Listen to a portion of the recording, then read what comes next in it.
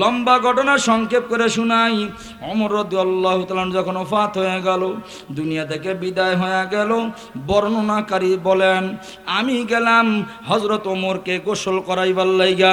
সারা শরীরের মধ্যে পানি দিয়া আমি যখন হযরত ওমরকে গোসল করাইলাম, এরপরে যখন চিত অবস্থা থেকে কাত করলাম, পিঠের মধ্যে পানি দিয়া যখন আমি ধৌত করবার লাগছি, আমি তাকায়া দেখি ওমরের পিঠের মধ্যে বড় বড় বেত্রাঘাতের আঘাত দেখা যায়, বড় বড় চাবুকের আঘাত দেখা যায়।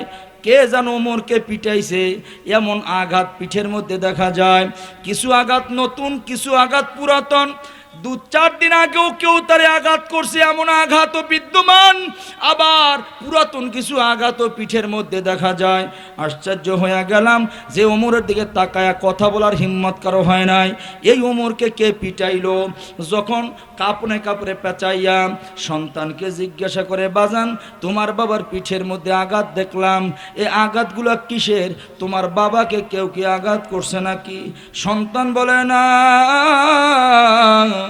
আমার বাবার চেহারার দিকে তাকায় কথা বলবে এমন হিম্মত কারো হয় নাই। আমার বাবা জীবদ্দশায় এমন কোনো অপরাধের সম্মুখীন হয় নাই যে অপরাধের কারণে আমার বাবাকে আসামির কাঠগড়ায় দাঁড়াতে হয়। তবে হ্যাঁ, চলো, আমার বাবার জীবন ডায়েরি আছে। আমার বাবা প্রতিদিন সকাল থেকে সন্ধ্যা পর্যন্ত কি কি নেক আমল করতো সব লেখা রাখতো। রে বাবা রে ভাই,